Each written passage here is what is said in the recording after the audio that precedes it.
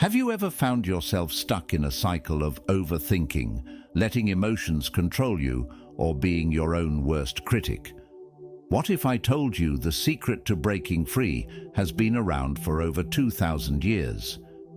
Picture this: a Roman emperor with the weight of the world on his shoulders, wars to fight, decisions to make, and people constantly judging him.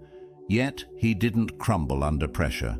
Instead, Marcus Aurelius mastered self-control and silenced his inner critic using principles that are as powerful today as they were then. I've been there too, fighting that inner voice that says I'm not good enough, battling impulses that derail my progress. But when I discovered these ancient Stoic practices, everything changed. Stick with me, and I'll show you exactly how these 7 Stoic rules can help you take back control, quiet the negativity in your head, and build unshakable self-mastery. Trust me, you don't want to miss this. Let's dive into rule number 1, master your perspective. Marcus Aurelius once said, if you are distressed by anything external, the pain is not due to the thing itself, but to your estimate of it, and this you have the power to revoke at any moment. Think about that for a second. Most of the stress and self-doubt we experience is rooted in our perception, not the actual event. Here's an example. Imagine you're stuck in traffic and your instinct is to get angry and frustrated, but a Stoic would say, pause. Is the traffic something you control? So why give it power over your emotions? Instead, focus on what you can control, your thoughts. Use the time to reflect, listen to a podcast, or simply breathe. Marcus Aurelius faced unimaginable external pressures as emperor, yet he maintained inner calm because he mastered this mindset. When we stop wasting energy on what we can't control, we free ourselves to focus on what truly matters: our actions, our character, and our peace of mind. Rule number 2, pause before you react. Marcus Aurelius famously said, you always have the option of having no opinion. There is never any need to get worked up or to trouble your soul about things you can't control. These things are not asking to be judged by you. Leave them alone. Have you ever been in a situation where someone said or did something that triggered an immediate emotional reaction? Maybe a rude comment from a coworker, a disagreement with a friend, or a snarky email. It's so easy to react on impulse, anger, frustration, or even regretful words that we can't take back. But here's the truth. Between stimulus and response, there is a gap. And in that gap lies our power to choose. Marcus Aurelius mastered this skill of restraint by practicing what Stoics call temperance. In one famous instance, amidst political chaos and backstabbing in the Roman Senate, Marcus could have lashed out at his opponents. Instead, he remained calm, collected, and deliberate in his actions. Why? Because he understood that reacting impulsively doesn't solve the problem. It only adds fuel to the fire. Here's how you can practice this. When you feel that surge of emotion, take a deep breath and ask yourself, is this reaction helpful? Will it improve the situation? Often the answer is no. A pause gives you clarity. It allows you to respond instead of reacting. Try this the next time your emotions flare up. Count to 5 before saying anything. You'll be amazed at how much calmer and in control you'll feel. Rule number 3, practice negative visualization. Imagine for a moment that you lose your job tomorrow, or your car breaks down, or a close friend lets you down. It's uncomfortable to think about, isn't it? But here's the paradox. By confronting these scenarios in your mind before they happen, you can actually reduce anxiety and increase your resilience. This is the essence of premeditatio malorum, or the premeditation of evils. Marcus Aurelius practiced this regularly. In Meditations he wrote, begin each day by telling yourself, today I shall meet with interference, ingratitude, insolence, disloyalty, ill will, and selfishness. He didn't do this to make himself miserable. He did it to prepare his mind for life's challenges so that nothing would catch him off guard. For example, let's say you're preparing for a big presentation at work. Instead of just visualizing everything going perfectly, also imagine things going wrong, your slides malfunctioning, tough questions from your audience, or forgetting a key point.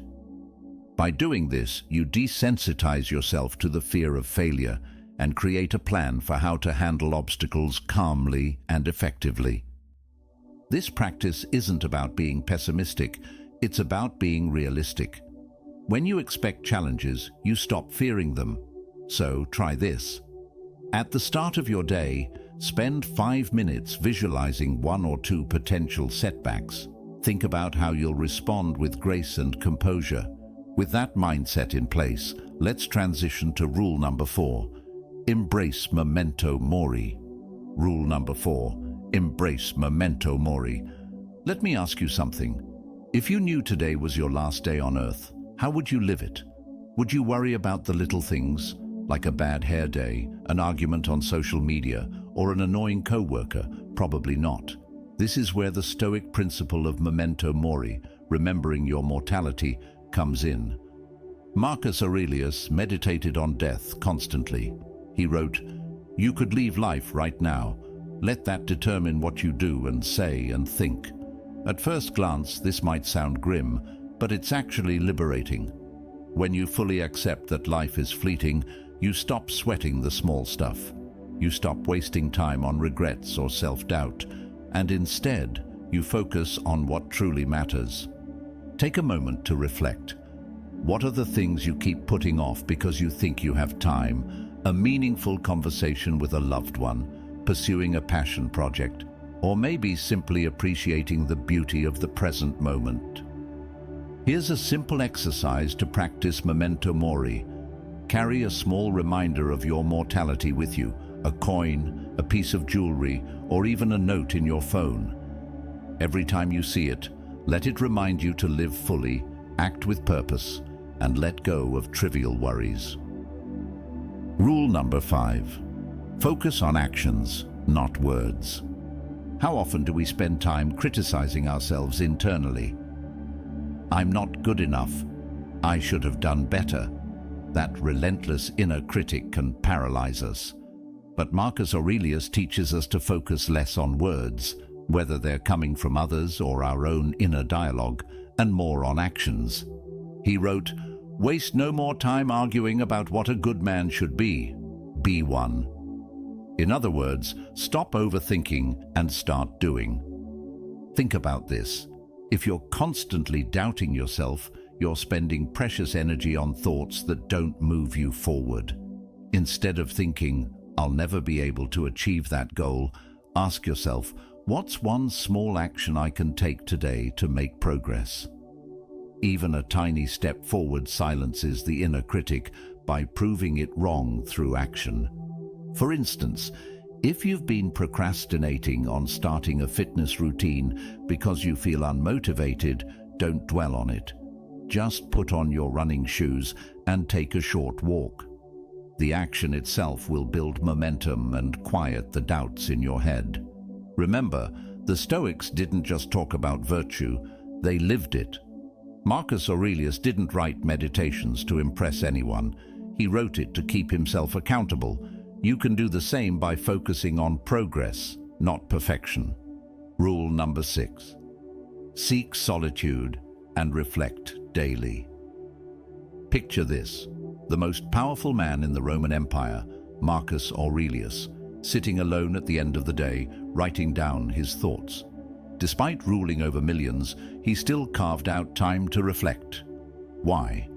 Because self-reflection is one of the most powerful tools for mastering self-control and silencing that inner critic. In Meditations, Marcus Aurelius repeatedly emphasized the importance of looking inward. He asked himself questions like, "Am I living up to my principles? Am I acting in alignment with reason and virtue? What could I do better tomorrow?" This practice of daily self-examination helped him stay grounded and focused, no matter the chaos around him. Modern Stoics often turn to journaling as a way to do this. It's not about writing a perfect essay, it's about creating a space to unload your thoughts, analyze your emotions, and course-correct your actions. Here's a simple prompt to try tonight. Write down 3 things that went well today, 1 thing you could improve, and 1 thing you're grateful for. By taking just 5 or 10 minutes to reflect, you'll find that your thoughts become clearer, your inner critic quieter, and your self-control stronger. And this leads perfectly into rule number 7, cultivate gratitude and accept the present moment. Rule number 7, cultivate gratitude and accept the present moment. Let's be honest, how often do you catch yourself wishing for things to be different? A better job, a bigger house, a more exciting life? It's human nature to focus on what we lack. But Marcus Aurelius offers us a radically different approach: gratitude for the present moment. In Meditations he wrote, "Don't indulge in dreams of things you have not. Instead, think of the blessings you do possess and how much you would miss them if they were not there." This mindset doesn't just silence your inner critic, it transforms how you see the world. Gratitude shifts your focus from what's wrong to what's right. For example, instead of beating yourself up over a mistake at work, focus on the fact that you have the ability to grow and improve. Instead of wishing your life looked like someone else's, appreciate the unique opportunities and relationships you already have. Here's a practical exercise. Every morning, write down 3 things you're grateful for. They don't have to be big. Sometimes the smallest things, like a sunny day or a kind word, make the biggest difference. By practicing gratitude, you not only find peace in the present, but also build the mental strength to face challenges with clarity and composure. A final push to apply these rules.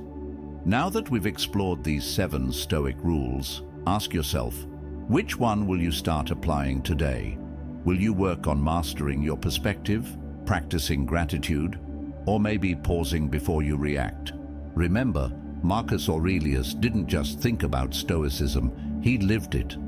And if a Roman emperor could find peace and self-control amidst war and chaos, so can you.